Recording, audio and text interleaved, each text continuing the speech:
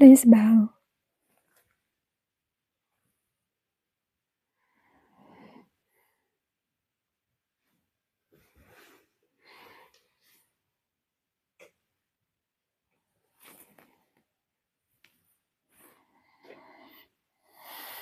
All right, let's leave it imperfect.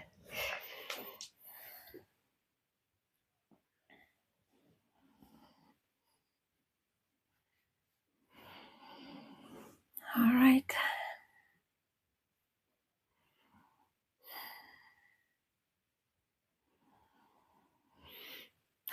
So thank you for being here. Yes.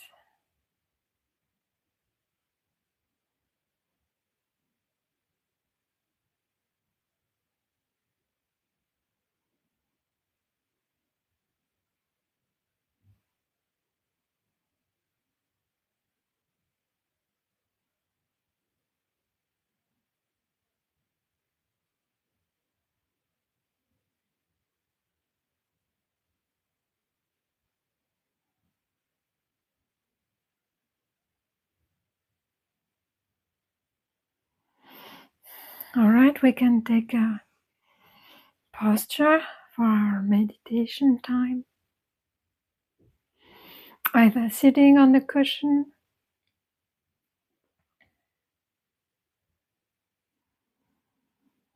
or in a chair or lying down, standing. Maybe you are walking in the forest, listening. At the same time, who knows?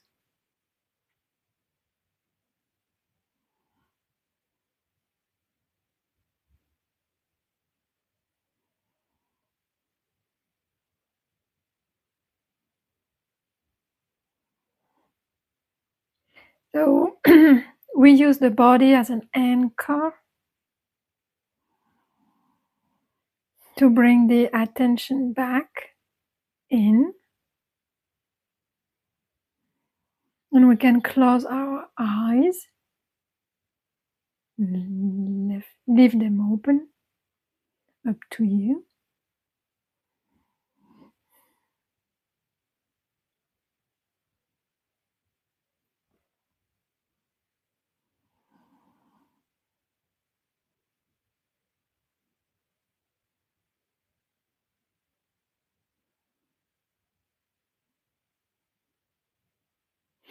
And we can start to pay attention to the sensation in the body.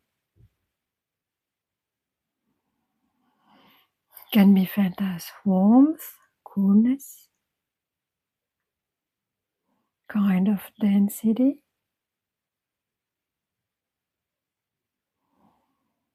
Some air, wind, felt through the movement of the breath.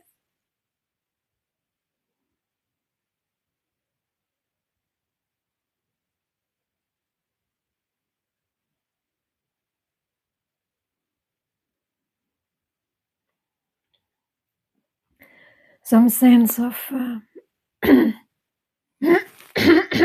liquidity, or maybe the content of the stomach. Some humidity in the mouth, inside the nostrils, in the eyes, in the ears.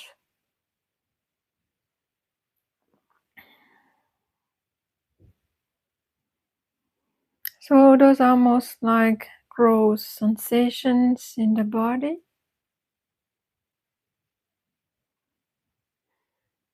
Gross perceptions inside. We can have a sense of the uprightness of the body.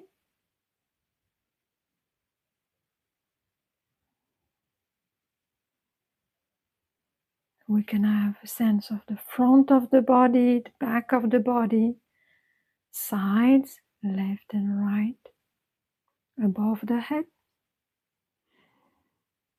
below the pelvis, the extension through the legs, and the feet touching the floor. The hands maybe on the knees, on the lap.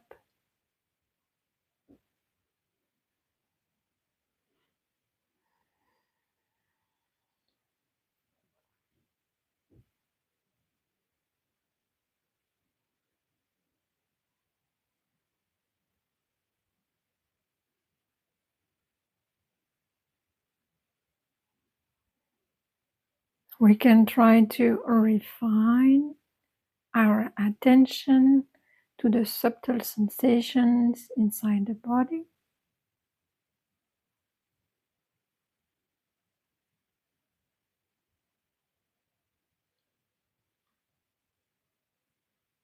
And we can, using a very sensitive area like the palm of our hands, trying to feel what kind of, let's say, aliveness is there, what kind of sensations we can be sensitive to in the palm of the hand. Choose one palm, for example, the left one.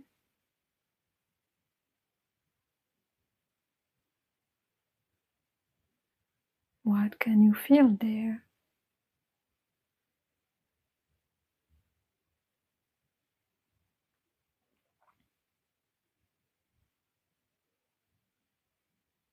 Maybe some kind of tingling.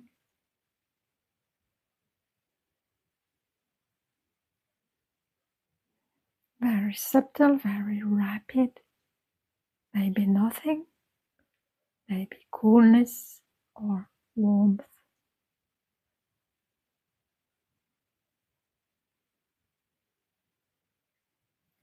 And it might look like when you put your attention there, it's like you are activating that area.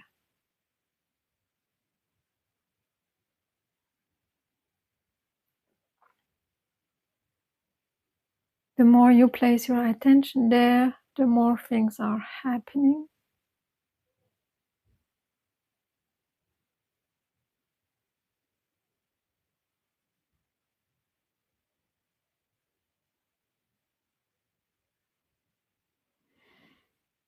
And it's possible also that the more defined it becomes.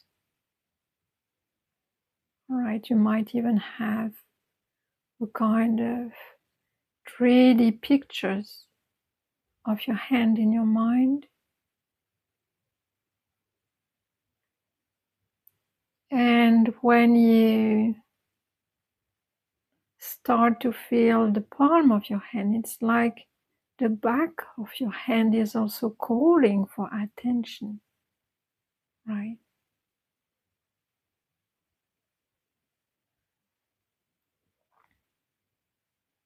And then the fingers.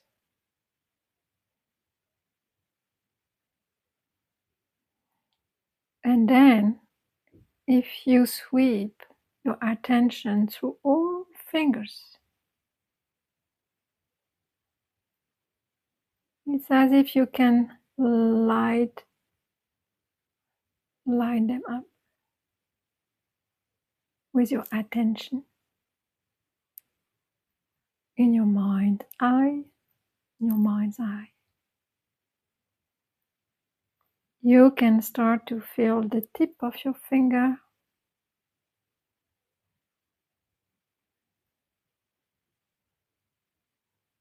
maybe in between the base of the fingers. You can feel also some sensitivity there.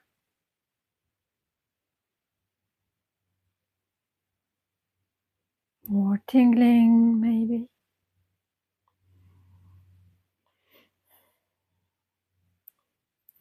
And then you might even perceive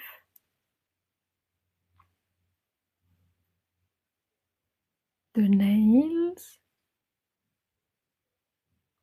that are more dense, more solid than the flesh of the muscles and the tendons.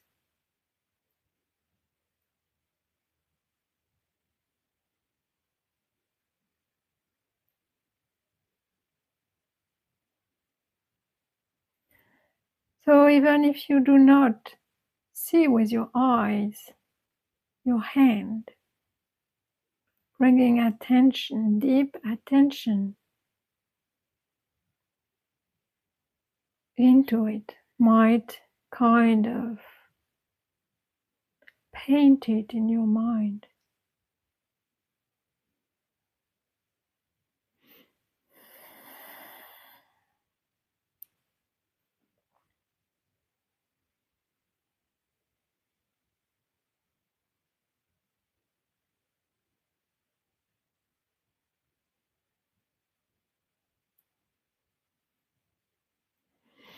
And it's possible that the more you look at it through that lens, the more bigger it becomes in the mind. The hand can become very, very big in the mind. Like it's all which is in that world, the hand right now.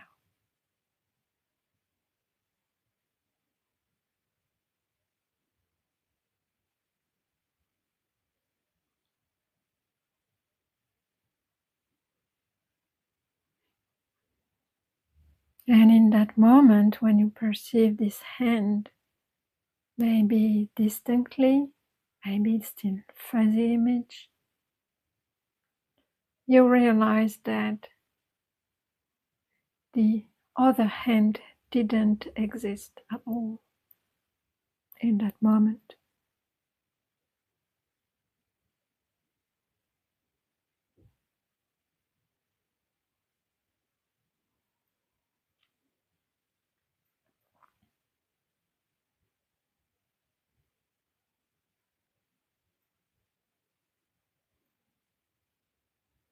So you can kind of bring light to any kind of area in the body, like this. And suddenly, if you are now trying to, let's say, withdraw a little bit your attention from your hand you've just examined,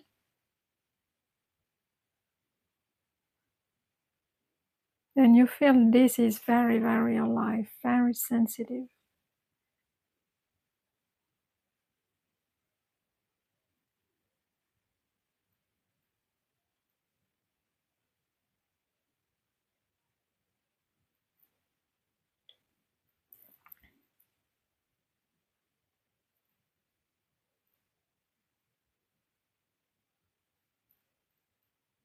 And you can bring your attention to any area unexplored from this perspective of meditation contemplation.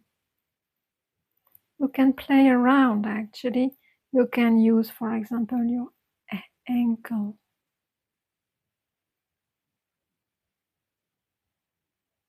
Or anything else, just choose an area that you're not used to look through the lens of the meditative state.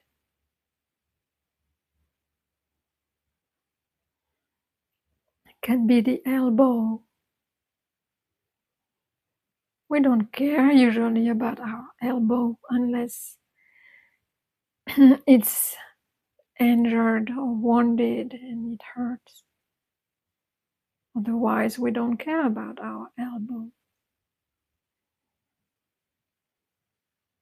Or any other organ in the body.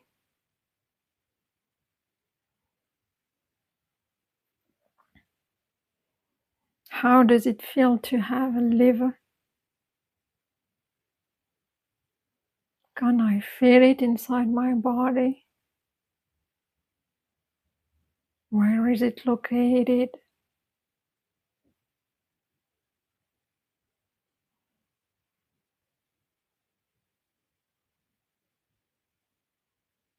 Does it feel different than the rest of the body in terms of density, of warmth, of humidity?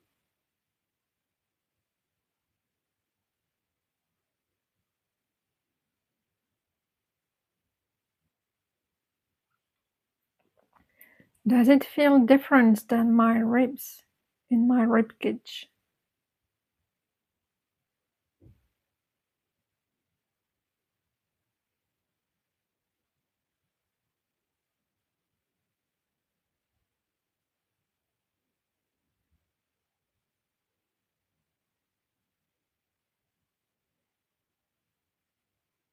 How does the heart feels like? Can I feel it? Can I feel the heartbeat?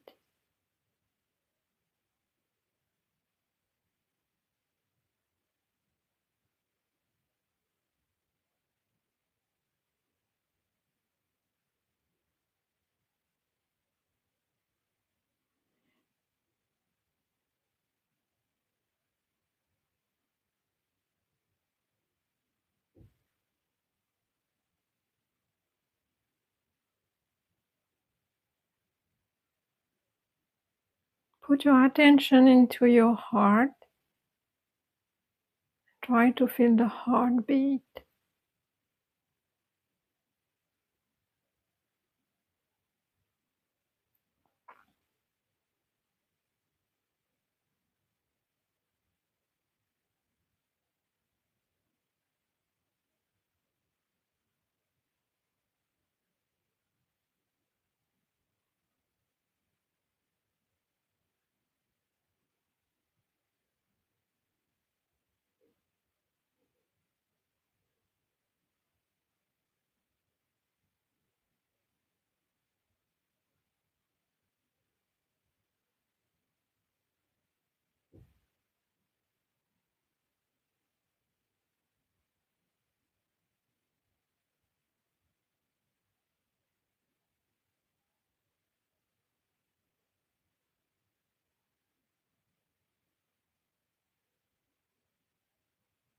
You don't need a stethoscope.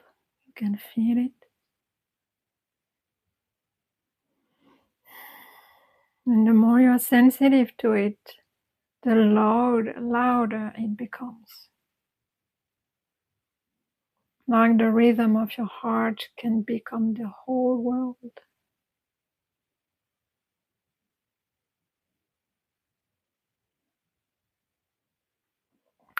And then you can start becoming sensitive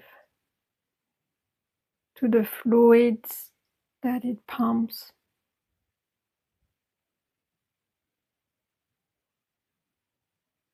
and the different energies that it brings.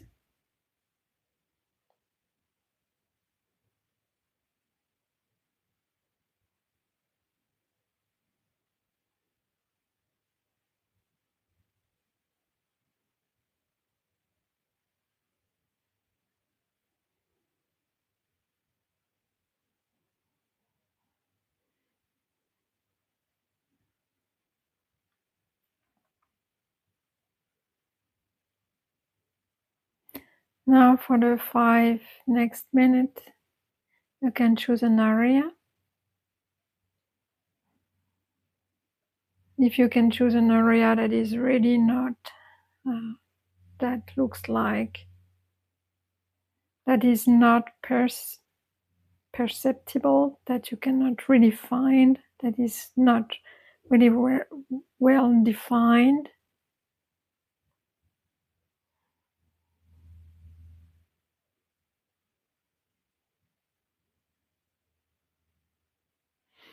can be the stomach, the belly, the heel,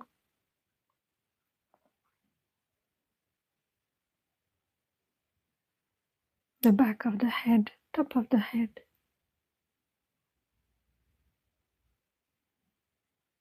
And explore there.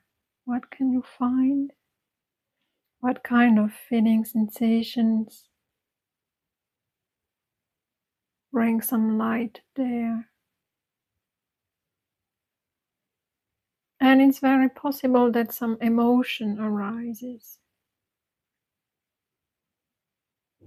related to that dark area. That's okay. Bring kindness to it.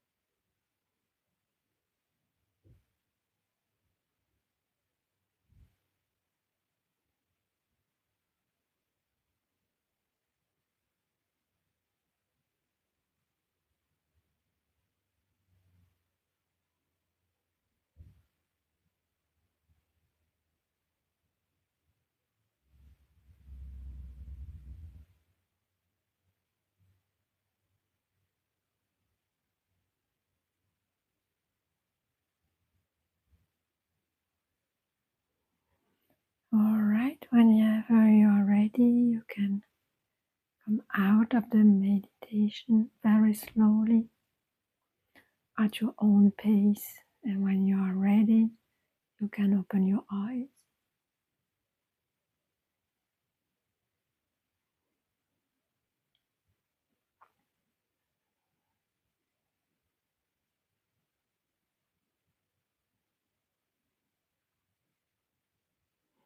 Take your time.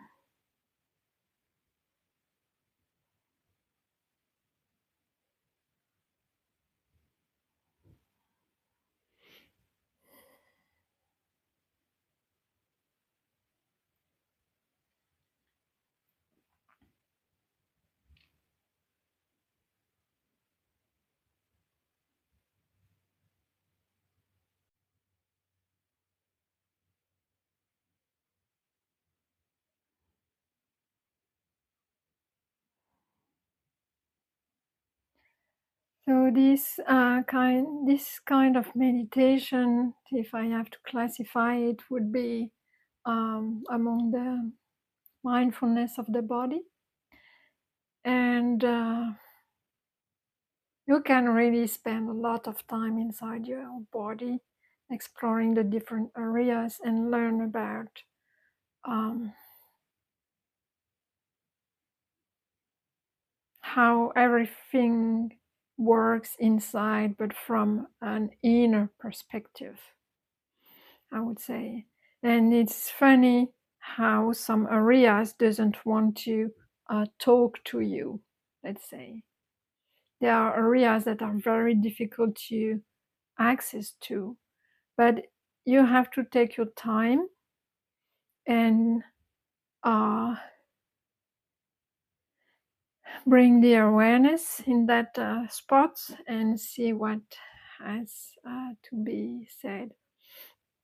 There is an official name that is called the 32 parts of the body, and it consists in looking at the 32 parts of the body. So it can be, of course, they can take into account the organs such as the kidneys or also the muscles, the tendons, the bones, um, stomach, brain, feces, urine, everything that is liquid inside the body, and so on. So it might sound a little bit disgusting, but you can also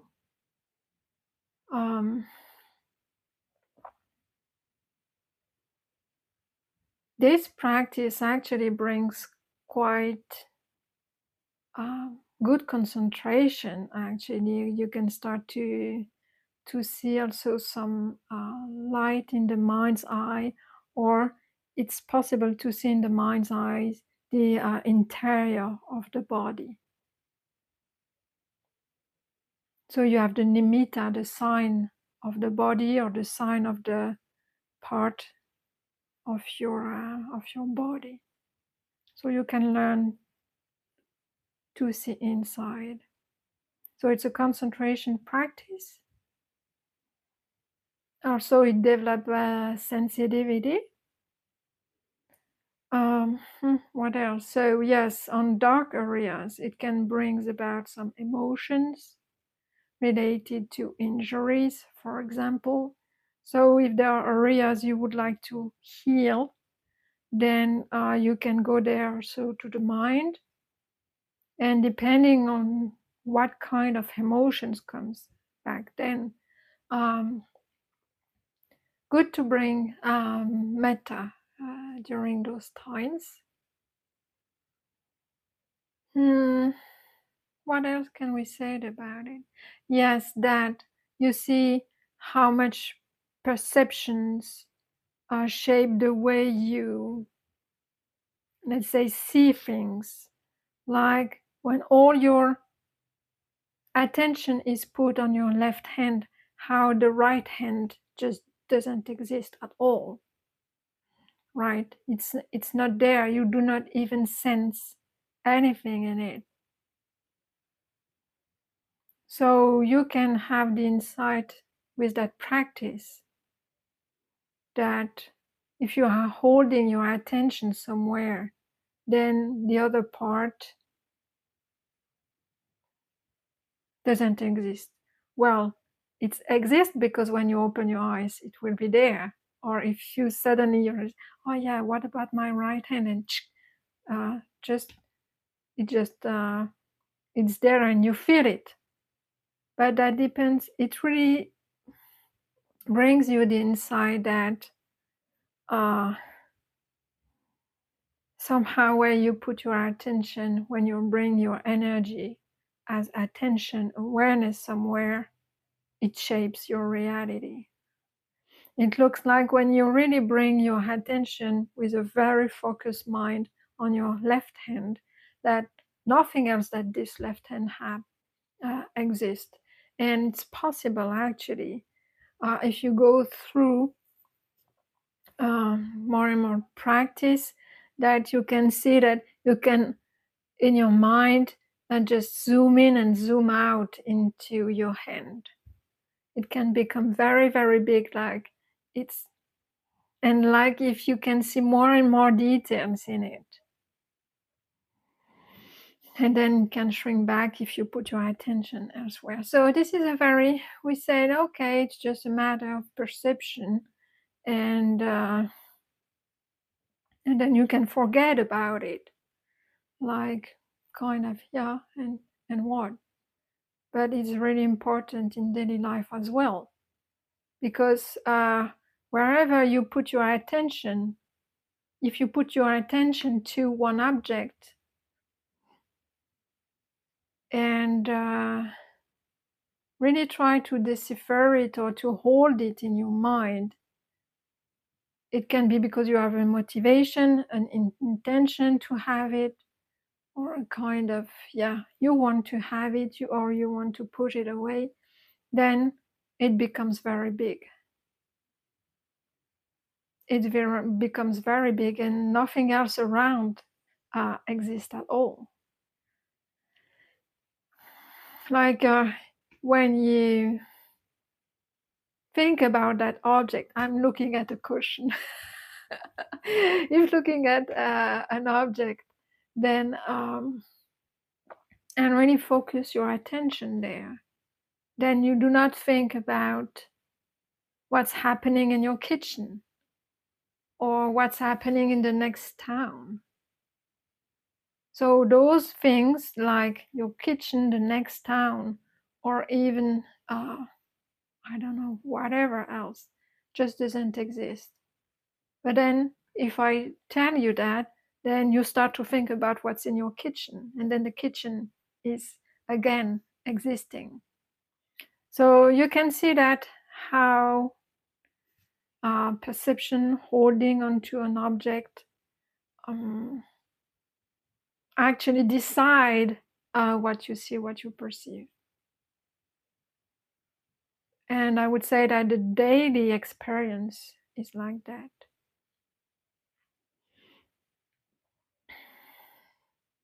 And perceptions that actually we can shape through the practice. For example, when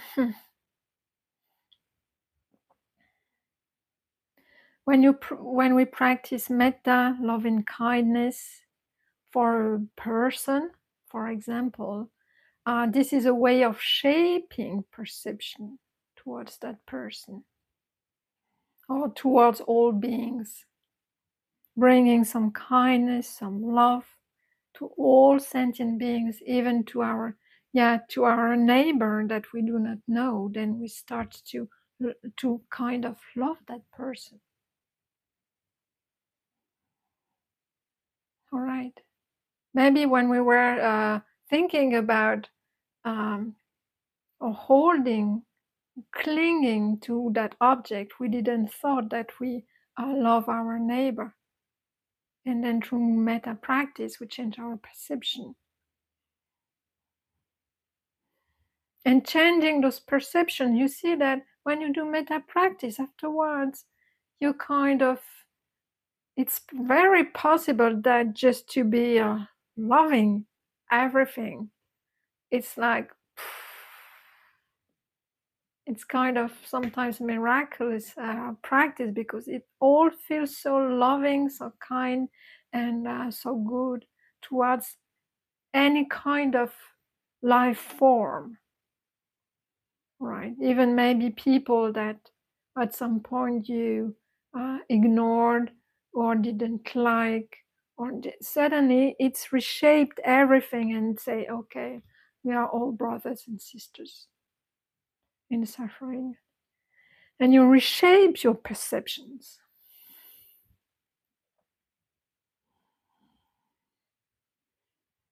But it might be momentary, right?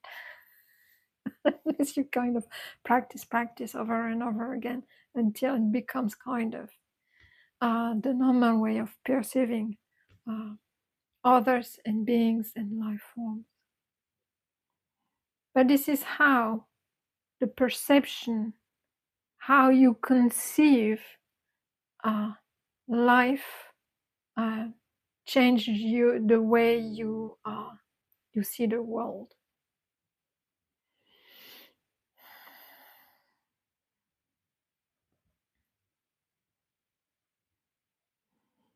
And when you are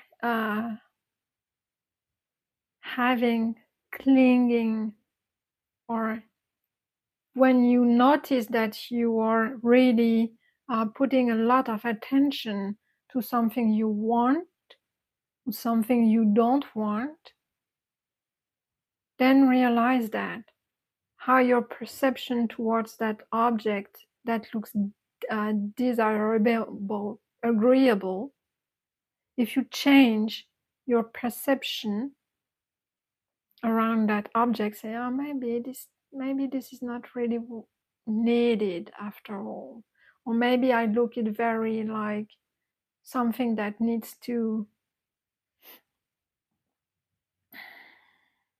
be purchased, but looking really, maybe not, and you change your perception or around a person that you do not like. You say, maybe I do not have a complete picture about that person.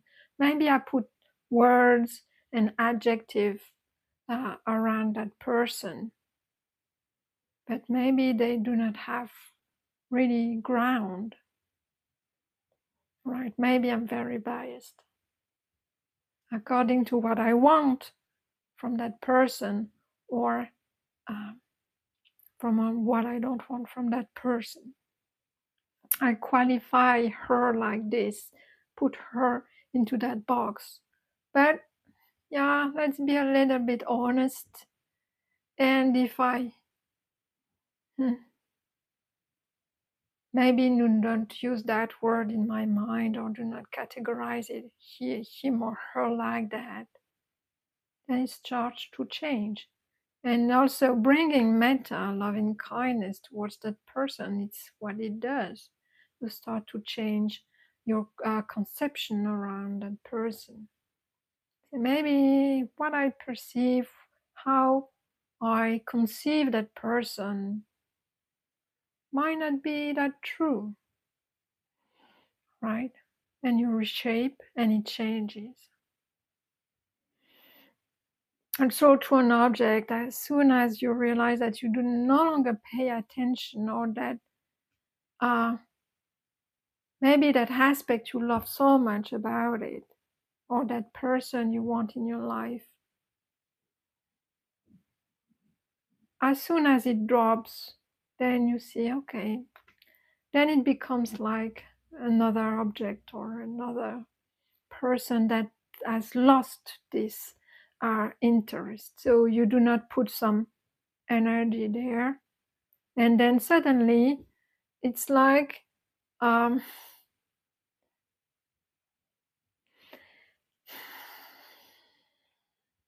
let's say if you remove your attention from that person, it's like you remove the energy, the chi, the prana from that person, and it starts to kind of fade.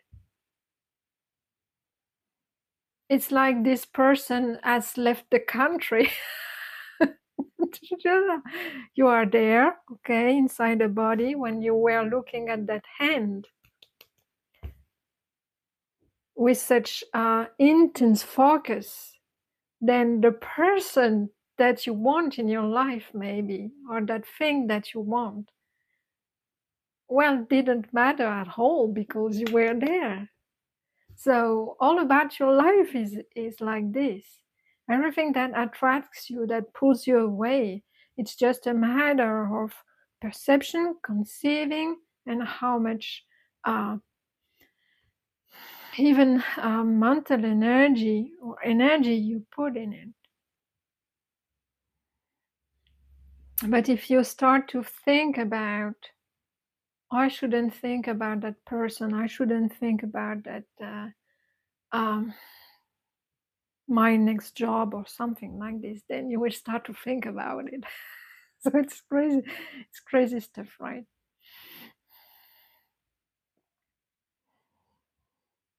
So in this, there is a fundamental insight, actually.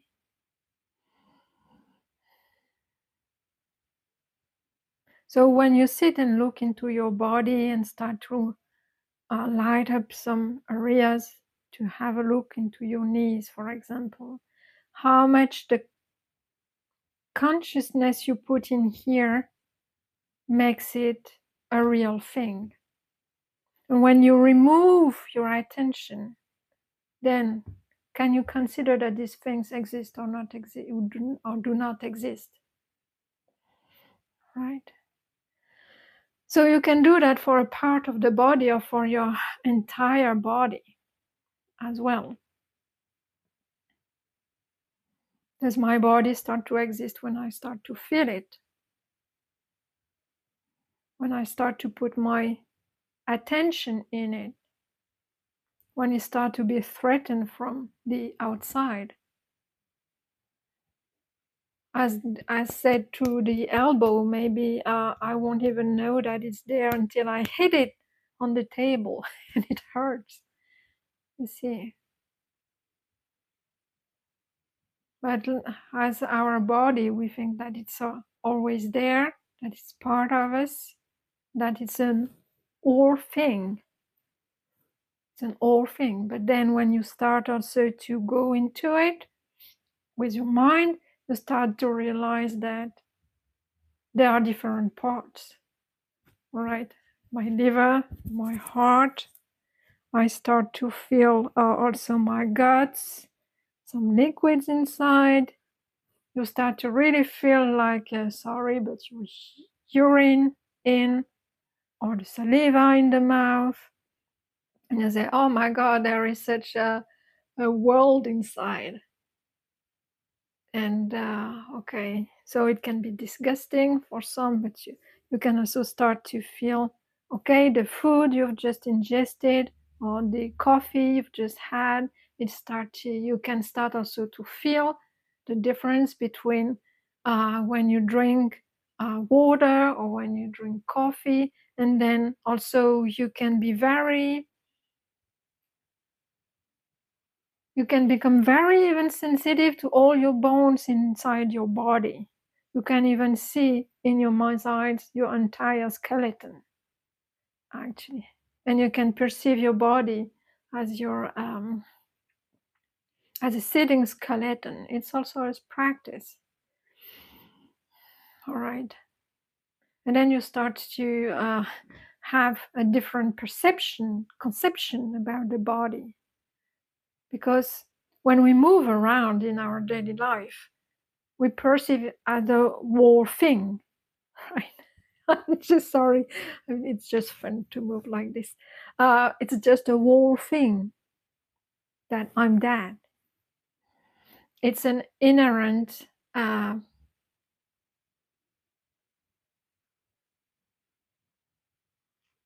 let's say, delusion, I would say, or it's a default conception of what I am, that body.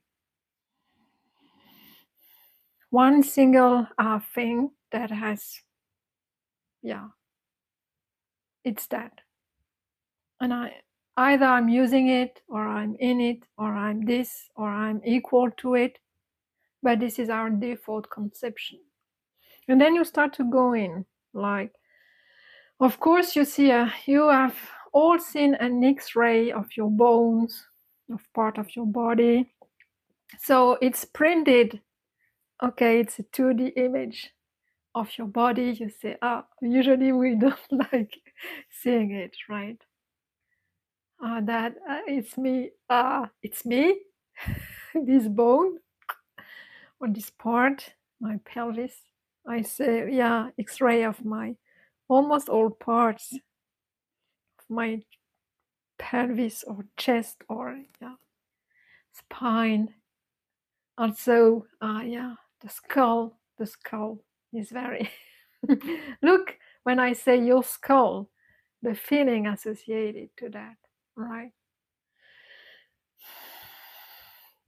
Or all the kind of, yeah, disgusting things we can have inside our body, then we start to reconsider. Am I this whole thing? Then you say, yeah, this kind of perception, conception, then it starts to be strange, right? It starts to say, maybe not, but then what I am. And then either you shut down this kind of thinking, telling that it's just philosophical, or you say, maybe if I go and try to investigate a bit further, inquire, or just to look directly, then maybe I will discover some interesting things.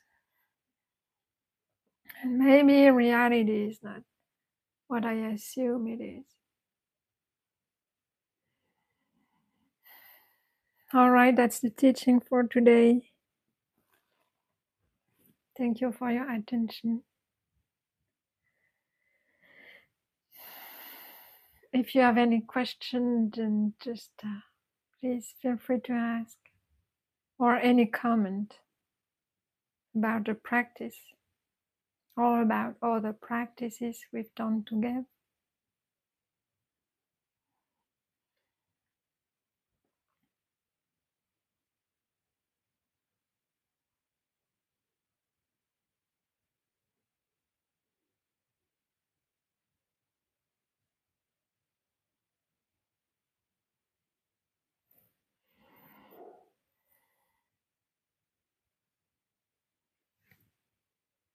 Thank you.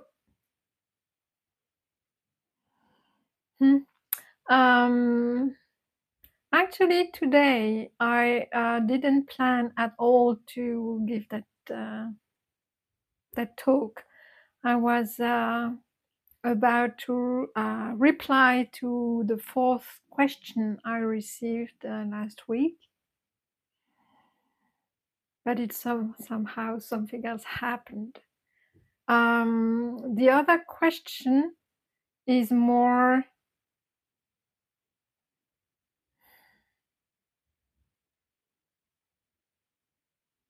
let's say, it's going more into depth about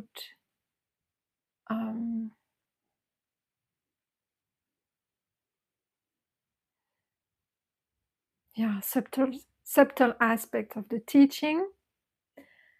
So I was thinking that maybe I'm looking at sorry, I'm looking at my book. It's so subtle that I had to actually put down some words because my English is not that good, especially for these very subtle points. But why I'm talking about that? Because maybe I can do another class this week if you are interested in replying. It's yeah.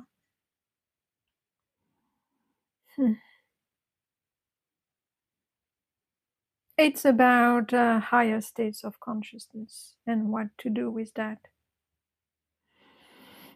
let's say.